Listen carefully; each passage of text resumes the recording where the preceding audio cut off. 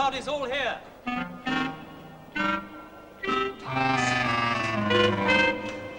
The Earth creatures are to be exterminated. Fire at my command. Wait a minute, wait, you can't! Total extermination. Fire, fire, fire.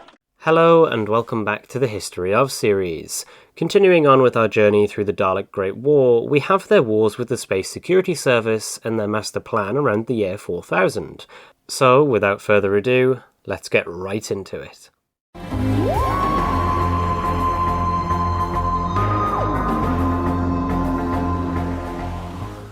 Following their failed invasion of Earth in the 22nd century, the Daleks wanted revenge on the Doctor for his part in their defeat.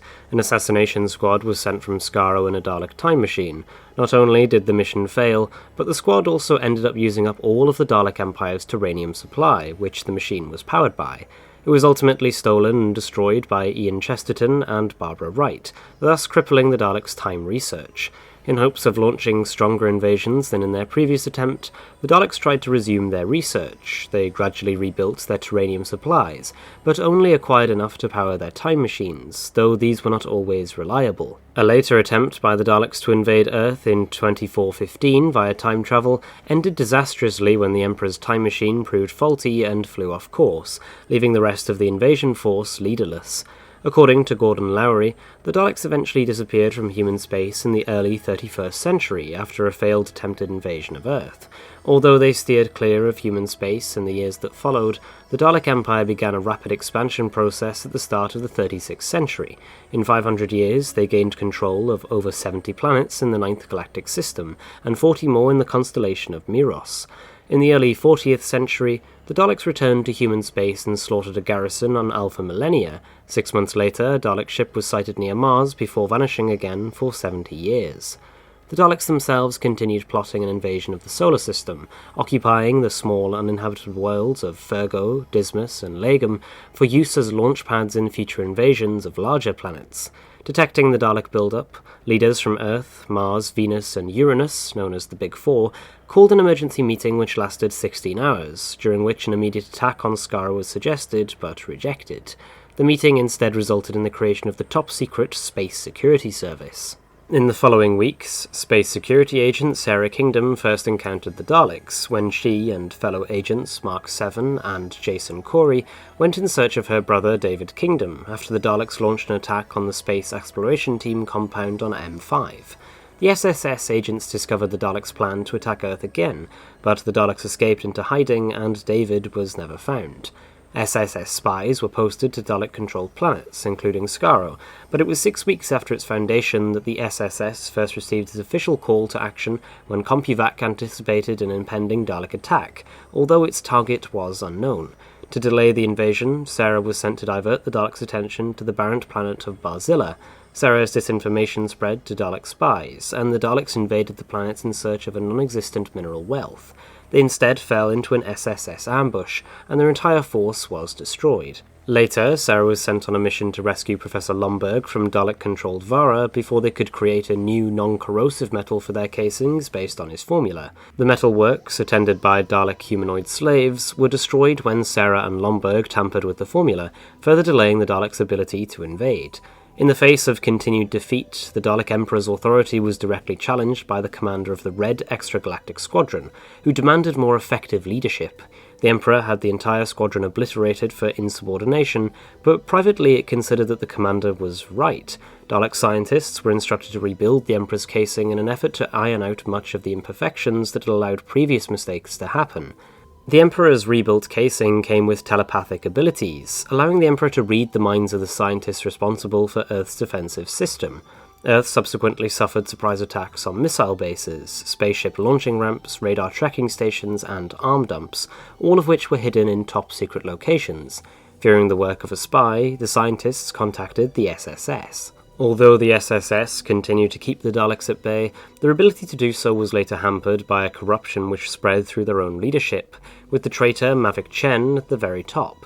In 3950, the same year he succeeded Amazonia as Guardian of the Solar System, Chen commenced a 50-year mining operation on Uranus to acquire an M of Turanium, intending to replace the Great Clock as a means of protecting the influence of Earth's empire. A future Sara kingdom, having travelled back in time with the First Doctor, destroyed the clock in 3999. Chen thus formed an alliance with the Daleks as part of another plan to protect Earth, privately intending to betray them once his ambitions were achieved. Chen and his underling, SSS Security Chief Karlton, became the newest members of the Daleks' Galactic Council, an alliance of several rulers of the outer galaxies, all contributing to the War Force. Led by the Black Dalek leader as Supreme, their members included Malfa, Beus, Giron, Centrial, Trantis, Warrion, Chelation, and Zephon, Master of the Fifth Galaxy. Their plot remains secret, with planning proceeding on Kembel, a hugely hostile planet which most travellers from civilized systems tended to avoid.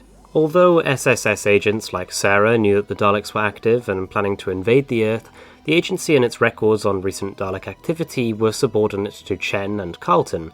SSS efforts were later diverted to fight against the Sontarans in the Soulgrave asteroid belt.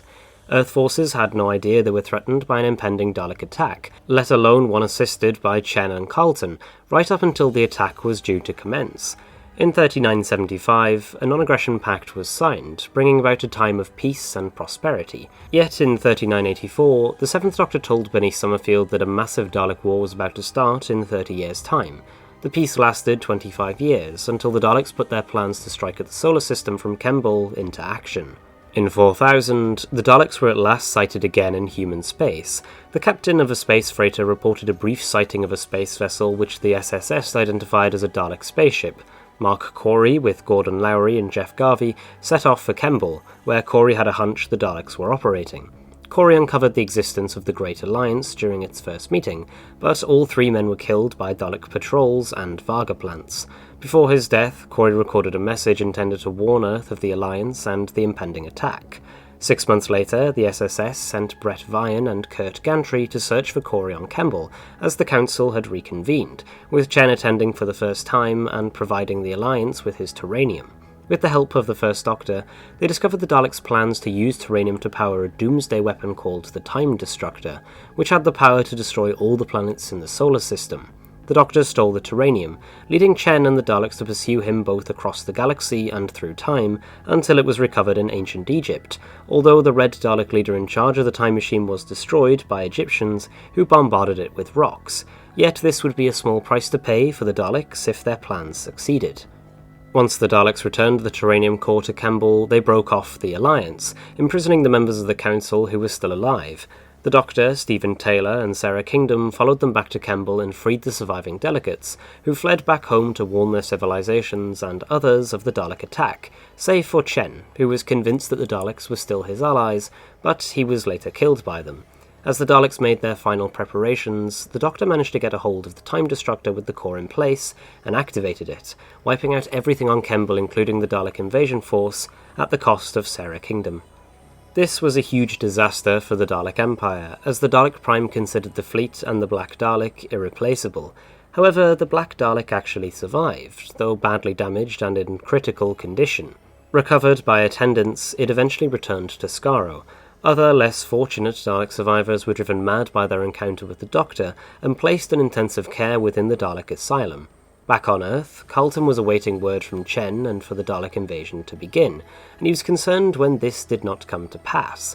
He was then arrested by Senator Dixon and placed on trial for high treason, with the sentence being execution. Chen and Karlton's parts in the attempted invasion had been posthumously exposed by Cory's recording, which had been found on the body of Brett Vian.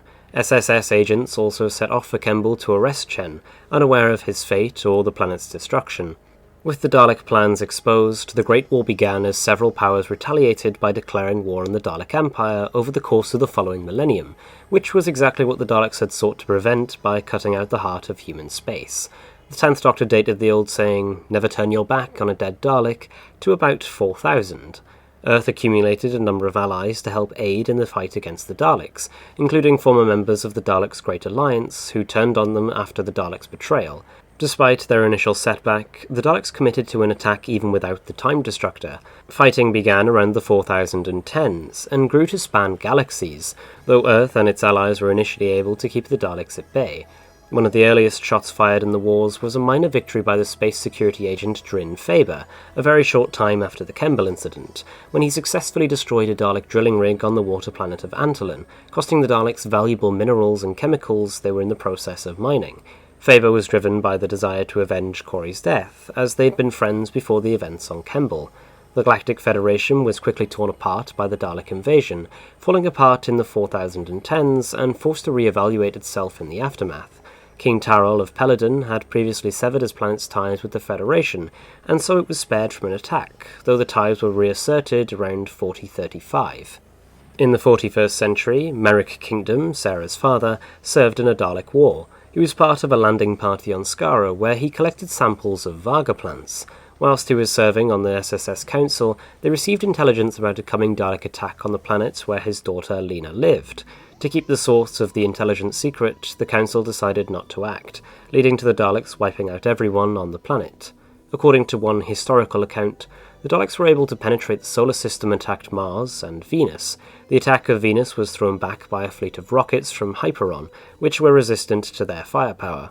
The Fourth Doctor told Davros this took place in the space year 17,000. The attack on Mars was defeated by a virus that attacked the insulation on the cables of their electrical systems, which another account related to an earlier invasion of Mars contemporary to the 2150s Dalek invasion. The virus may have actually been related to the Mavic virus, although it affected them differently, and the Daleks eventually discovered an antidote.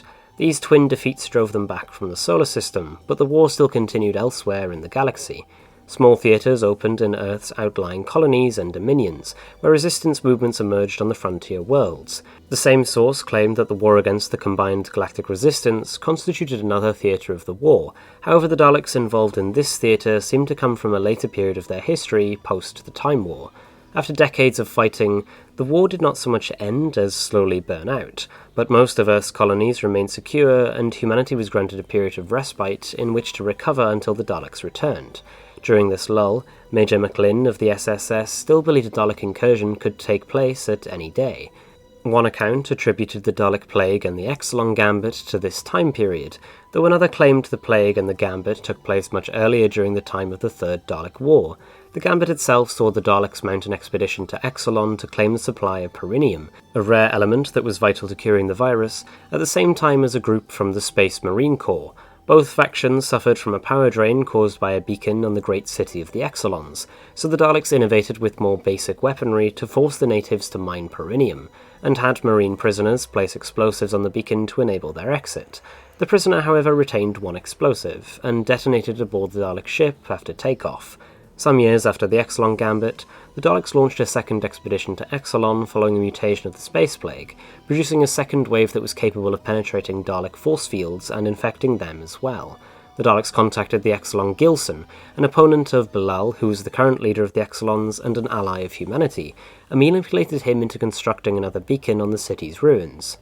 The renewed power drainage disrupted the Marine Space Corps' mining operations before the Marines destroyed it, but the delay allowed the Daleks to catch up with the Earth fleet in a bid to capture the perinium for themselves. When their sleeper agent, the android Mark 7, resisted their control and threatened to destroy both fleets, the Daleks ultimately retreated. The Dalek programming was subsequently removed from Marc, and he continued his service with the SSS. During the lull in direct conflict with the Daleks, the SSS began a project to weaponize Varga plant venom for potential use against Ogrons or Robomen, using samples Merrick Kingdom had collected from Skaro. The SSS eventually discontinued the project, however Merrick and Abigail Crane continued it in secret. During this time, the 10th Doctor was inadvertently pulled back from the post-Time War universe as a side effect of the nuns meddling with George Sheldrake's time tunnels. He attempted to use the SSS time machine to return to his timeline. However, a Dalek sent from the future time period of the Dalek-Mavellan War intercepted its time bubble and attempted to exterminate Mark 7, who was besides the Doctor, causing the machine to be destroyed and strand the Doctor. He began seeking the time machine's missing inventor, Arborek, with SSS agents Anya Kingdom and Mark 7, and they became embroiled in a test of Merrick and Abigail's Varga weapons at a spaceport. Merrick arranged for them to be brought back to his home on Neptune, where they discovered his scheme. The Doctor, Anya and Mark eventually traced Arborek to Beltros Station, where they discovered his involvement in another SSS project to defend against the Daleks. Major McLean's plan to mutate wounded soldiers into fake Daleks to deceive the enemy. Appalled, the Doctor sabotaged the time engine necessary for the mutations, and turned the fake Daleks against the Major, leading them to initiate the station's self-destruct to prevent anyone else suffering their fates. And that is the story of the Daleks Master Plan, and by extension their further conflict with the Space Security Service and the Earth Empire as a whole, one of my favourite areas in Dalek history as demonstrated by my audio series. This is where the Great War with the Daleks finally kicks off, and will within the next video come to an end. But anyway guys, thanks for watching. If you enjoyed this video then consider leaving a like and subscribing down below so you're notified when the next video comes out. But as always, thanks for watching.